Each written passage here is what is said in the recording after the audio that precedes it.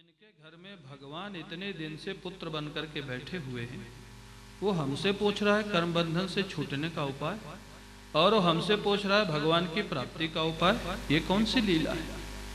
नारद जी मुस्कुराए, महात्माओं से बोले, आश्चर्य मत करो। जब कोई वस्तु या व्यक्ति बहुत सुलभ हो जाता है तो उसकी कीमत नहीं रहती। गंगा किनारे रहने वाले लोग रोज गंगा स्नान नहीं करते हैं। नर्मदा जी किनारे रहने वाले लोग रोज नर्मदा स्नान नहीं करते हैं। वृंदावन में रहने वाले लोग रोज जमुना जी नहीं जाते हैं। बाहर से जो आएंगे वो जरूर जाएंगे। क्यों? वो नित्य प्राप्त है, सानिध्य है। ऐसे जब तक महापुरुष प्राप्त रहते हैं ना, ये बहुत भक्तों का अनुभव है, जब तक महापुरुष उपलब्ध रहते हैं, सुलभ रहते हैं, तब तक उनकी उतनी कीमत व्यक्ति नहीं कर पाता है, उतना लाभ नहीं उठा पाता है। उनके शरीर जाने के बाद पश्चाताप करता, अरे इतने दिन हम उनके साथ रहे और हमको जो पूछना चाहिए था, साधना करनी चाहिए थी, वो नहीं कर सके। प्रायः ये होता है और उसका कारण वही है, सन्निकर्षो ही मर्त्याना अनादरण कारणम। एक बात, अब महाराज संतों ने कहा, देखो वसुदेव जी, आपके प्रश्न का जवाब तो ये है, कर्म का संबंध अगर ईश्वर से जुड़ जाए तो कर्म करते हुए कर्म बंधन से छुटकारा हो जाता है। ईश्वर से जुड़ जाए मतलब कोई भी कर्म जो करो ईश्वर की खुशी के लिए करो। इससे भगवान को खुशी होगी कि नहीं, कर्म का अगर ये तरीका हो जाए तो कर्म करते हुए ही भगवान की प्राप्ति भी हो जाएगी और कर्म बंधन से छुटकारा भी मिल जाएगा। यह कर्मणा कर्म निरहार एष साधु निरूपितः यत् श्रद्धया यजेत विष्णुम सर्वयज्ञेश्वरम मखैहि। एक बात, और दूसरी बात, वसुदेव जी आपने पूछा ना भगवान की प्राप्ति, आपके घर में भगवान बैठे, इतने वर्ष से आपके पुत्र के रूप में आपके घर में भगवान रह रहे हैं और आप हमसे पूछ रहे हैं भगवान की प्राप्ति। आगे से धोखा मत करना, ये जो श्री कृष्ण बलराम है ना, यही साक्षात परब्रह्म परमात्मा के स्वरूप है, आपके घर में रह रहे हैं। महात्मा लोग ये बताए, बड़ा उनका स्वागत हुआ, महात्मा लोग चले गए। अब मेला तो समाप्त हो गया कुरुक्षेत्र का, सब लोग अपने अपने स्थानों को चले गए, लेकिन दो परिवार नहीं गए, एक द्वारिकावासी और एक वृंदावनवासी 3 महीने रुके रहे। मन नहीं हो रहा जाने का महाराज, हाँ, दोनों एक दूसरे को छोड़ने का मन नहीं हो रहा है। 3 महीने तक रुके रहे, अंत में जाना ही पड़ा। नंद बाबा इत्यादि गोप लोग का शरीर वृंदावन जा रहा है और मन श्री कृष्ण के साथ द्वारिका जा रहा है। ये दशा हो गई। वहां द्वारिका जाने के बाद श्री कृष्ण बलराम का प्रतिदिन का नियम था प्रातः काल उठ करके माता पिता को प्रणाम करना। और जानते हैं श्री कृष्ण बलराम प्रतिदिन प्रातः काल ब्राह्म मुहूर्त में उठ जाते थे, 4 बजे। 4 बजे उठते थे। मैंने एक बार दिल्ली में मैं कथा कर रहा था, मैंने कहा कि देखो भाई, श्री कृष्ण 4 बजे उठ जाते थे और आचमन करके ब्रह्म चिंतन करते थे, लिखा है भागवत में। बोले भाई, जो कृष्ण भक्त है उनको कम से कम जब भगवान उठते हैं तब तो उठ ही जाना चाहिए। एक दिल्ली के सज्जन बोले, महाराज द्वारिकाधीश भगवान 4 बजे उठते थे ना, बांके बिहारी तो 8 बजे उठते। हम तो बांके बिहारी के भक्त हैं, हमारा द्वारिकाधीश के भक्त है नहीं। ये बुद्धि कभी कभी व्यक्ति ऐसा लगाता है। बोले हम 7 बजे उठ जाते क्योंकि बांके बिहारी, अब बांके बिहारी रात्रि में निधिवन में रास लीला करते हैं, इसलिए वो देर से उठते हैं, ये उसको तो मालूम नहीं। सज्जनों, भगवान कृष्ण बलराम प्रतिदिन देवकी वसुदेव को प्रणाम करते थे। ये कर्तव्य है बच्चों का, प्रतिदिन उठ करके प्रातःकाल अपने बड़ों को प्रणाम करना चाहिए। क्यों? हमारे गुरु जी कहते हैं, प्रत्येक व्यक्ति की वाणी से 24 घंटे में एक बार ऐसा कोई ना कोई वाक्य जरूर निकलता है जो सच हो जाता है। इसलिए प्रतिदिन प्रणाम करना चाहिए। पता नहीं वो वाक्य आशीर्वाद के रूप में कब निकल जाए और सच हो जाए, इसलिए बड़ों को प्रणाम प्रतिदिन करना चाहिए। और जहां तक हो सके गाली गलौज अपशब्द नहीं बोलने चाहिए। पता नहीं वो सच हो जाए कभी, ऐसे नहीं बोलना चाहिए, ये अपनी संस्कृति है। वसुदेव जी को प्रणाम किया कृष्ण बलराम ने। वसुदेव जी ने कहा, कृष्ण, संत लोगों ने बताया है कि तुम ही साक्षात परमात्मा हो। भगवान कृष्ण मुस्कुराने लग गए, बोले, हाँ आपने ठीक ही कहा, आपकी बात बिल्कुल ठीक है। और केवल मैं ही नहीं, अहम यूयम असौ इमे, मैं भी वही ब्रह्म हूँ, आप भी वही ब्रह्म है, सारा संसार भी उसी ब्रह्म का विवर्त है। वसुदेव जी इतना ही ज्ञान का उपदेश दिया और सुखदेव जी कहते हैं श्रुत्वा विनष्ट नानाधि। वसुदेव जी की भी नानात्व दृष्टि की निवृत्ति हो गई। प्रेमियों को ज्ञान का उपदेश, इससे पता क्या लगता है, जो सच्चा धर्मनिष्ठ होगा वही सच्चा भक्त होता है, और जो सच्चा भक्त होगा वही सच्चा ब्रह्मनिष्ठ हो जाता है। प्रहलाद जी जैसे भक्त कौन होंगे, हनुमान जी जैसे भक्त कौन होंगे, क्या ब्रह्मनिष्ठा थी महाराज इन महापुरुषों की। वसुदेव जी की अविद्या निवृत्त हो गई। देवकी मैया को प्रणाम किया जाकर के कृष्ण बलराम ने। माताओं का जो हृदय होता है ना, उनमें वात्सल्य बहुत होता है, इसलिए थोड़ा ज्ञान होने में विलंब लगता है। माताओं के हृदय भक्ति तो बहुत स्वाभाविक होती है, ज्ञान होने में विलंब लगता है। देवकी मैया को प्रणाम किया श्री कृष्ण बलराम ने। देवकी मैया ने कहा कन्हैया, वहां पर कुरुक्षेत्र में संत लोग कह रहे थे कि तू भगवान है। बात से ही पता लग गया कि अभी भी मैया को भरोसा, वो बात से पता लग जाता है ना। संत लोग कह रहे थे कि तू भगवान है, भगवान समझ गए कि अभी भी भरोसा, तो इतना वात्सल्य। भगवान कृष्ण बोले हाँ मैया कहते तो हैं सब लोग, अगर तू भगवान है, अगर फिर लगा दिया अगर तू भगवान है तो तुमसे पहले मेरे 6 बच्चों को कंस ने मार डाला था, वो कहाँ गए मर करके, मेरे को मिल भी नहीं पाए। अगर तू भगवान है तो उनको जीवित करके मेरे पास ले आ।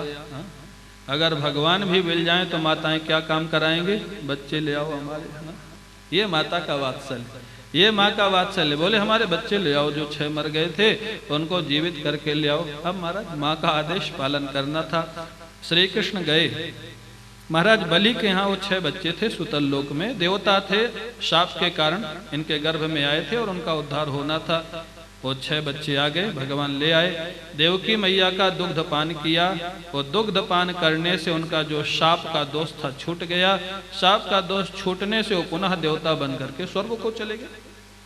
देवकी मैया को बड़ा आश्चर्य हुआ, जिन बच्चों के लिए मैंने कन्हैया को इतना परेशान किया, वो बच्चे मेरे पास 5-10 मिनट भी नहीं रहे। ये संसार का स्वरूप। अब देवकी मैया को भी दुनिया से वैराग्य हुआ और भगवान के चरणों में अनुराग हो गया। ऐसे भगवान का प्रेम प्राप्त हुआ। राजा परीक्षित, अब यहाँ पर उनको शायद एक प्रश्न ध्यान में आ गया। राजा परीक्षित कहते हैं ब्रह्मन् ब्रह्मण्य निर्देशे निर्गुणे गुणवृत्तया कथम चरन्ति सुतया साक्षात सदसद परे सदसतः परे। महाराज मैंने सुना है कि श्रुतियां जो है निर्गुण निराकार परब्रह्म परमात्मा का वर्णन करती है, लेकिन ये तो समसत्ताक नहीं है, तो वर्णन कैसे करती है? क्योंकि जो श्रुतियां हैं वो शब्द में है और शब्द प्रकृति का परिणाम है। निर्गुणे गुणवृत्तयः श्रुतयः कथम चरन्ति। परब्रह्म परमात्मा तो निर्गुण निराकार है, निर्विकार है, उसका वर्णन अनिर्देश्य है। यतो वाचो निवर्तन्ते अप्राप्त मनसा सह। तो जो वाणी के माध्यम से ही तो शब्द निकलेगा, और शब्द भी प्रकृति का परिणाम है, तन्मात्रा है। तो सज्जनों, ये हमारा जो सगुण शब्द है, जो श्रुतियां शब्द के माध्यम से वर्णन करती हैं ब्रह्म का, वो वर्णन कैसे संभव हो सकता, कैसे वर्णन करती हैं? महाराज सुखदेव जी कहते हैं ये सत्संग सनकादियों में भी हुआ था, और सनकादियों में भी यही चर्चा चली थी। तब महाराज सनंदन ने इसका समाधान किया था। जय जय जय हजामजित दोष गृभीत गुणाम तमस्यदात्मना समवरुद्ध समस्त भग अगजग दोकशाम अखिल शक्त्यो बोधकते क्वचिद जयात्मना चरुतोनुचरे निगमः। श्रुतियां कैसे वर्णन करते हैं भगवान का, ये बताते हैं। जय जय जय हजाम, अजित, हे अजित, आप हमेशा अजित हैं, आपको कोई पराजित नहीं कर सकता है। आपकी जय हो, जय हो, जय हो। पहली बात तो यह है कि भगवान की जय जयकार करने का उद्देश्य क्या है। आप भी दिन में हमारे साथ कई बार जय हो बोलते हैं। द्वारकाधीश भगवान की जय हो, सदगुरुदेव भगवान की जय हो। बोले महाराज, क्या उनकी पराजय कभी होती है जो आप जय जयकार की कामना करते? भगवान की या सदगुरु की कभी पराजय तो होती नहीं। जब पराजय नहीं होती है तो उनकी जय जयकार करने का अर्थ क्या है, उद्देश्य क्या है? यहाँ कहते हैं प्रभु, आपकी पराजय तो कभी नहीं होती है, लेकिन हमारे हृदय में जो आप विराजमान है ना, हृदय में जो भगवान विराजमान है, गुरुदेव विराजमान है, वहाँ माया की विजय हो रही है। माने माया की विजय हो रही, आपकी पराजय हो रही। इसलिए हम आपकी जय जयकार करते हैं कि जैसे बाहर आपकी विजय हमेशा होती है, ऐसे हमारे हृदय में भी माया की पराजय हो जाए और आपकी विजय हो जाए। अपने लिए बोला जाता है। हाँ, प्रहलाद जी ने अपनी स्तुति में एक बड़ी सुंदर बात कही है। वो कहते हैं, प्रभु जो आपकी स्तुति करते हैं, पूजा करते हैं, वो आपके लिए क्या करते हैं? वो तो अपने लिए करते। बोले कैसे? बोले अगर जैसे दर्पण में दिखने वाले अपने चेहरे की छवि को सजाना हो, बड़ा सुंदर वहां दृष्टांत दिया। दर्पण में जब आप अपना चेहरा देखते हैं तो जो दर्पण में दिखाई देने वाला चेहरा है, अगर उसको सजाना हो तो क्या करना पड़ेगा? माने अगर प्रतिबिंब को सजाना है तो क्या करना पड़ेगा? बिंब को सजाना पड़ेगा, अपने चेहरे को सजाना पड़ेगा। जैसा आपका चेहरा सजा होगा वैसा ही दर्पण में दिखाई देगा। तो बिंब है भगवान, हाँ, और प्रतिबिंब है जीव। तो बोले अपने सजाने के लिए, अपने उत्थान के लिए ही तो आपकी वो सेवा पूजा करता है। जो आपकी करेगा वापस उसी को ही तो मिलेगा। तो सज्जनों, बोले जो जय जयकार की जाती है, ये अपने हृदय में भगवान की जय हो जाए, माया की पराजय हो जाए, इसका उद्देश्य है। बोले क्यों माया की जय क्यों हो रही है? अरे बोले दोष गर्भित गुणाम अजाम जही। हाँ, दोष गर्भित, यहाँ जो भा है ना, भा, ये हा का भा हो गया है। हाँ, ये महाराज वैदिक व्याकरण में हा का भा हो जाता, तो यहाँ ग्रहित गुणा को ग्रभित गुणा हो गया है। दोषाय गृहीत गुणा, दोष गृहीत गुणा ताम दोष गृहीत गुणाम मायाम अजाम। तो कहते हैं दोष के लिए जिन्होंने गुण को धारण कर रखा, बड़ा सुंदर शब्द है माया के लिए। बोले बाहर से बड़ी सुंदर लगती है, गुण धारण कर रखा माने बड़ी सुंदर दिखाई देते हैं। ये कोठी, ये मकान, ये परिवार, ये गाड़ी, बड़ी सुंदर दिखाई देती है। लेकिन जिसके पास है उससे पूछो उसकी क्या दशा है। बड़ा सुंदर रूप धारण करती है, दोषाय गृहीत गुणा। हाँ, दोष के लिए, दुखी करने के लिए इसने गुण धारण कर रखे हैं। बाहर से बड़ी अच्छी दिखाई देती है। ऐसी माया को आप ही मार सकते हैं, ऐसी माया को आप ही निवृत्त करते। जही, हाँ, क्यों? बोले त्वमसि यदात्मना समो रुष्ट समर्थ भगा। सारे महाराज ऐश्वर्य आप में विद्यमान है। ऐश्वर्यस्य समग्रस्य धर्मस्य यश सहस्रिया ज्ञान वैराग्योश्चैव शरणाम। ये जो षडैश्वर्य है ये प्रभु आप में विराजमान है। आप इस माया को निवृत्त कर सकते हैं। अग जगदोक शाम अखिल शक्तो बोधक ते। जितने चराचर हैं, स्थावर जंगम है, सभी की शक्ति के रूप में महाराज आप ही विद्यमान है। आपका वर्ण, अब आया वो प्रश्न का जवाब। श्रुतियां आपका वर्णन कैसे करती हैं? क्वचित अजया क्वचित आत्मना। श्रुतियां जो वर्णन करती है, कहीं कहीं माया के माध्यम से आपका वर्णन करती है और कहीं कहीं आत्मना का अर्थ है यहाँ पर निषेध पद्धतिया। हाँ, निषेध पद्धति से कहीं कहीं वर्णन करती है। जैसे सगुण साकार श्री कृष्ण है, सगुण साकार श्री राम है, उनका वर्णन आप लोग सुन ही रहे, भगवान की लीला कथा, ये भी श्रुतियों का वर्णन है। हाँ, माया से युक्त जो परब्रह्म परमात्मा है उसी को तो श्री राम और श्री कृष्ण कहा जाता है। बोले अजया, माया को साथ में लेकर के कहीं कहीं आपका वर्णन होता है और महाराज कहीं कहीं आत्मना निषेध पद्धति से नेति नेति नेति, ये ब्रह्म नहीं है, ये ब्रह्म नहीं है, ये ब्रह्म नहीं है, ये ब्रह्म नहीं है। जहाँ नेति नेति समाप्त हो जाए, निषेधावशेष जो बचेगा वही अधिष्ठान स्वरूप पर ब्रह्म परमात्मा होता है। बोले विधि मुख से जो वर्णन होता है, बोले पूर्ण नहीं हो सकता है। क्यों? सत्यम ज्ञानम अनंतम ब्रह्म जो महाराज विधि मुख है, वो जो रोटी राम बाबा कहते थे, बोले ब्रह्म को जब सत्य कहोगे, सत्य कहोगे, असत अपने आप सिद्ध हो जाएगा। शब्द निकलते ही द्वैत हो जाएगा। शब्द जहाँ प्रयुक्त हुआ वहाँ द्वैत की सिद्धि अपने आप हो जाएगी। अगर ब्रह्म को सत बोलोगे, असत अपने आप सिद्ध हो जाएगा। ब्रह्म को चित बोलोगे, जड़ अपने आप सिद्ध हो जाएगा। ब्रह्म को आनंद स्वरूप बोलोगे, दुख अपने आप सिद्ध हो जाएगा। तो महाराज इसलिए विधि मुख से भी पूर्ण वर्णन नहीं हो सकता। बोले निषेध मुख से, निषेधावशेष जो परमात्मा बचेगा, यही है व्यतिरिक्त विधि।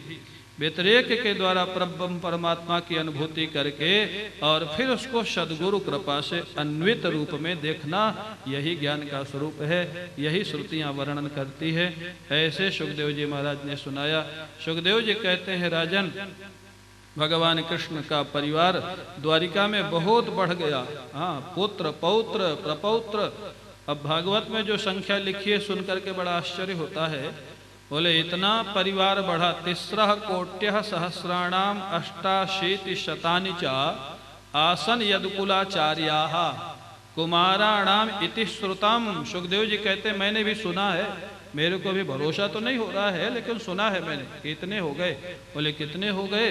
बोले इतने बच्चे हुए, यदुवंश में इतना परिवार बढ़ा कि उनको पढ़ाने के लिए 3,88,00,000 आचार्य थे महाराज। 3,88,00,000 तो अध्यापक थे, आचार्य थे पढ़ाने के लिए। अब सोचिए, लगता सुखदेव जी भी गणना नहीं कर पाए तो आचार्य